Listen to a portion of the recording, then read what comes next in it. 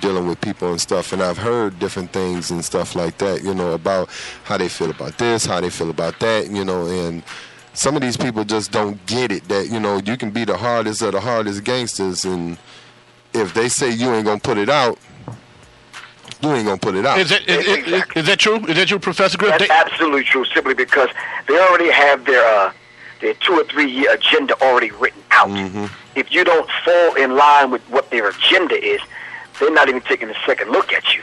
You Right. understand what I'm saying? But let's keep this particular anecdote in mind. They don't have to control the masses of the people. They control one person who has millions. Right. Are you following me? So Right. rather than me trying to control a million, I'll just control Jay-Z, who have influence over a million. Right. Do Jay-Z, speaking of that, do Jay-Z, Puff Daddy, do they know this, the consciousness and the social consciousness that we talking about? Yes. They know this. Some friends of mine, who I care not to mention, brought this to them face to face, and not backstage, not at a pool party where there's half-naked chicks running around, Right. not in some smoke-filled back room lighting up some weed. Right. Just straight up kind of talk with these brothers, like, look, this is what's going on, and basically asking them, can they lend help? Not give money, not do that and the other. Just be conscious and careful about the messages that you put out. Jay-Z turned around and endorsed his wife on this Sasha Fierce thing, which I'm going to go over. Now, this young lady done took on a whole different persona now, and she's promoting these demonic songs and these demonic lyrics. I'm talking about your friend Beyonce.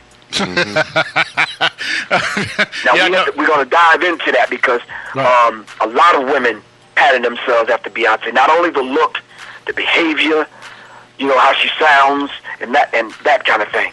Wow. Well, I can't wait. We can't. Who should show up Saturday, Professor Griff? Well, I'm glad you asked that question, because a lot of people think, and they always say to me, man, I don't want you to come speak to young people. No. I need to speak to young people's parents. Right. You understand what I'm saying? Right. Because young people just didn't appear on the planet out of a vacuum. We made them. We created them.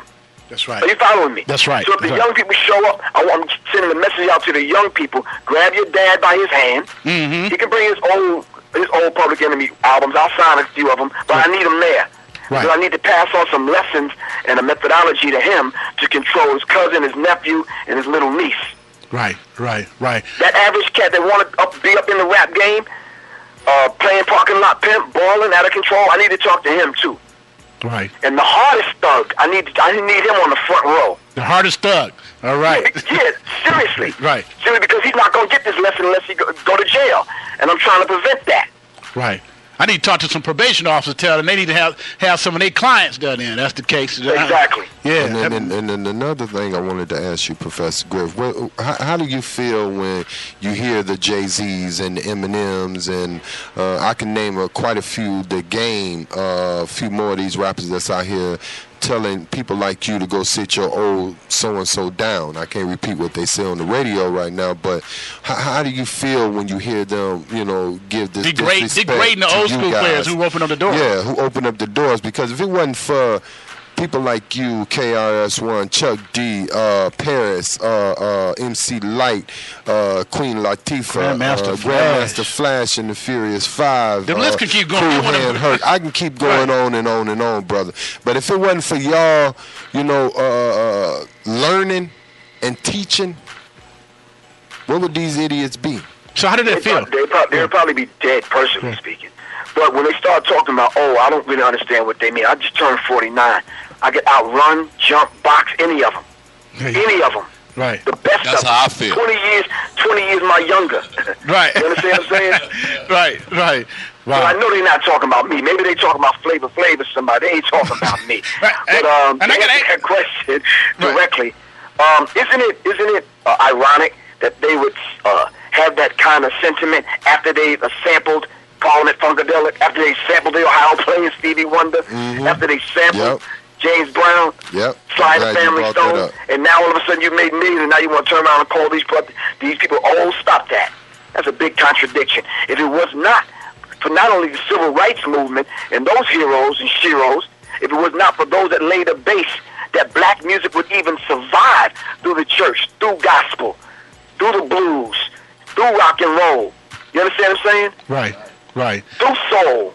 Right. We wouldn't be able to do hip hop. Right.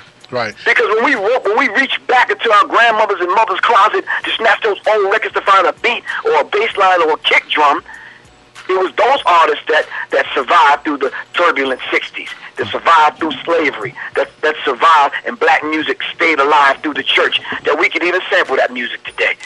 Right. Great, MT. They should be a little bit more appreciative.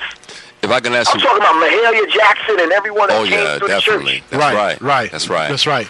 Yeah. Go ahead, MT. If I can ask you one more question, based on your career that you had, with Public Enemy all the way up to where you are now and what you're doing in your life now, what do you want to be recognized as for the most with your work? Would you rather be recognized for your work and the message that as a group you all were able to get out through Public Enemy? Or would you rather be recognized for what you're doing now, where you're doing direct personal lectures, where you're traveling the country and doing what you're doing now, like you're going to do this Saturday? What would you rather be remembered for? No, I'd rather be remembered as a revolutionary, a freedom fighter in the context of what I did with my brothers in Public Enemy, including Flavor Flav. Because I sit back and I say to myself, I probably wouldn't be able to do these lectures if Flavor didn't play his role inside of the context of Public Enemy. The best that anybody has ever done it. One of the hypest hype man ever in the history of music. You can't take that away from Flavor. That's right. That's right. Are you following me? Oh, yeah, definitely. In the context of us collectively as a group, I want to be known as Professor Griff, the Minister of Information, a revolutionary, and a freedom fighter. I want to be recognized and remembered as a father and a grandfather. I want to be remembered as your brother. Wow. Right. You led down to my question I was going to ask. I was going to ask you about Flavor Flav, the image that he portrays now, a little bit different than the image, the Public Enemy. Of course, you think? No, go on. How do you feel about that? Well, I tried to keep my personal feelings in check because you'd be beeping my next couple of sentences. Beeping these curse words outside. All right, make it radio friendly for us. Radio friendly. Radio friendly. I try to pull Flavor's coat to let him know that a lot of these young people, especially brothers that are languishing in prison, over 2 million of us in prison, hang on our every word. Sometimes we have to be careful about the image that we allow multinational corporations to put out because we don't control our image. We have to be careful of that. Now, Flavor, I know you need to eat, because I need to eat too. But there's just certain things I'm not going to do. Because every step I take, and every time I put the pen to the pad, I'm thinking about our people. Right. You understand what I'm saying? That's right. I don't need to eat 3 meals a day, Flavor. I'm eating one, and I'm fine. Right. You eating all the time. You ran through $5 million, dude, doing reality shows, disrespecting black women. You don't think enough is enough? Because sooner or later, we're going to prepare the table of accountability, and you're going to be held accountable. If not to us, the ancestors, if not to the ancestors, to Almighty God. Wow. I'm going to tell you straight up, some of us are born to straight up take care of business. That's right. We're not scholars. We're not going to reason with you. That's right. You understand what I'm saying? You're not going to bring us to the table to discuss anything. Some of us are born just to take care of business. That's right. And those brothers are on the planet right now. Oh, yeah, that's right. That's right. Wow. Professor Griff is on the phone line. One last thing. I mentioned I saw one of your lectures and you talked about homosexuality and how it got integrated into hip-hop. How did that happen? How did homosexuality get integrated into hip-hop?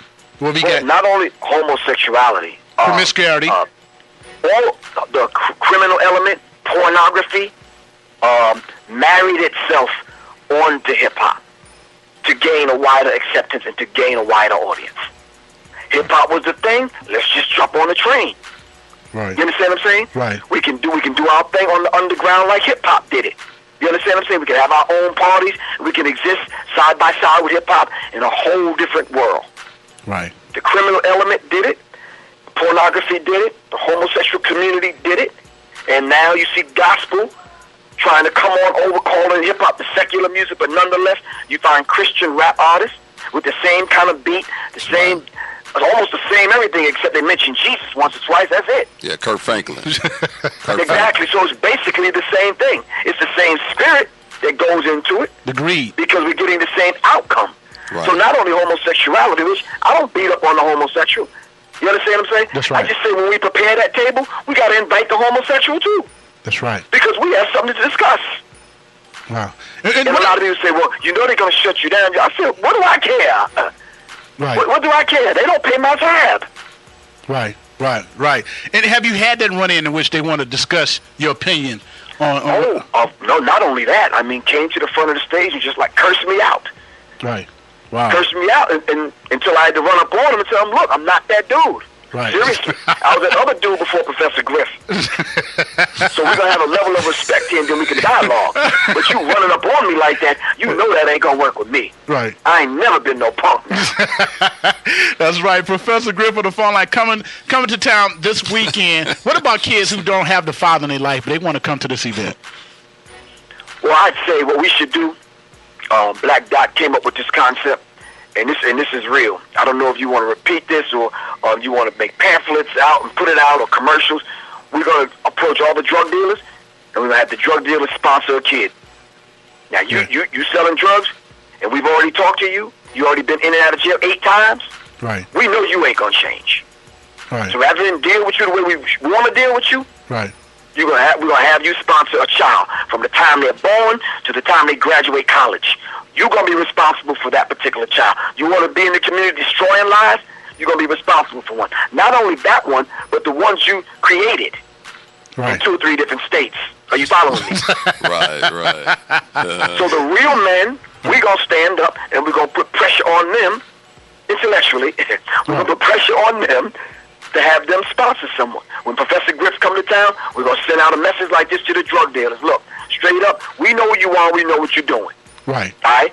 The po-po know what you're doing. Right. The beach fuzz know what you're doing. Right. So look, we're going to have you sponsor a child. So before you end up back in jail or dead, we're going to have you sponsor a child to come to Professor Griff's lecture. All right? And then you're going to put up X amount of money to see them through college. There you go. Wow. Plain and simple. Wow. That'll be so life-changing to see that happen. No, we're going to make it happen. We're going to make it. Wow. See, some of us are not afraid of the drug dealer. Right. That's right. That's right. You can't be. You understand what I'm saying? The drug dealer's human just like you and I. That's right. That's right. Right. Wow. You tell you something, the mafia never had a problem with dealing with the ones that betray them. That's right. That's true. You understand what I'm saying? The Panthers. That's right. Give them the bricks. The Panthers never had a problem. Nation of Islam never had a problem. We can straighten some people out now. Right. We just can't be scared coming to this fight, coming to the table, right? You cannot be afraid because young people pick up on the fear. Right. There's women right now that won't even trust black men to walk them across the damn street, hold a door for them, help them with their groceries. Right. Because we're afraid. Do you think that's why a lot of rappers have prospered? Because a lot of women might like the rappers because they come with a kind of spirit of they are fearless and hard and tough, and we start talking about the people who have been molested and they're looking for a man to protect them, and so this rap culture, the rap people seem to put out an image of a protected shield of their women. Do you think that's what is cultivating our females into this game? Well, I think the women are attracted to strength, or what they appear to perceive as strength. Right. You understand what I'm saying? That's right. Because if you sign a contract, basically nowadays in the music industry, you ain't nothing but a slave. Ask those artists that was selling music out of their trunk, and then when they signed the contract, they ended up having their music put on the shelf and told what to do. That's right. Wow. Hell, I could sell 10,000 at $10 a piece. I'm fine. That's right. You understand what I'm saying? I signed a contract. I gotta wait on the. I gotta wait in line for my album to come out. Then they may not promote it. I can't sell it myself. They gotta send it through the distribution center, and I might sell 5,000 to 10,000 if they promote it. If I do sell 10,000, they gotta take their percentage. And Professor Griff, if you don't mind, share with people how much money do artists make off their CDs per CD sale? What's the average? It is ugly, man, because I just went over some figures of some prominent artists. I'm talking about Kanye West and the rest of them, and we think they balling out of control, and they're not. When Kanye West got to put out a sneaker called Air Yeezy, which sells for $1,500, somebody ain't selling some records. Wow. You understand what I'm saying? When you got to do stuff like that, I did a study along with some brothers here in Atlanta, and we did a list of all of the brothers that are in the music industry that have videos out that went to #1 that are still selling drugs and that are in and out of jail. You'd be surprised. Wow. You say, wait a minute, I thought they went to #1 like last year, right, and they sold 8 million records. Why are they getting busted for selling drugs? Right. Because people are lying. They're fixing those numbers. They're promoting these people as though they're million platinum artists, selling artists, and that kind of thing. And these artists are not living like that. Right. They're faking that MTV crib thing. It's not their houses. Those are not their cars. That's right. I said it a long time ago. I knew that. And it's a one big illusion. It's like, stop playing, man. Stop playing. Have you heard what amount per CD have you heard? Is it like a amount that they get per CD sale? Or Well, you kind of figure the average CD costs maybe a few cents right. to make. You kind of figure they put it out and they reduced the price since the recession. The average CD now is $12 to $13. Right. The average artist, we're talking average now. Right. The average artist may get $1.50, if that, $2 a record, if that.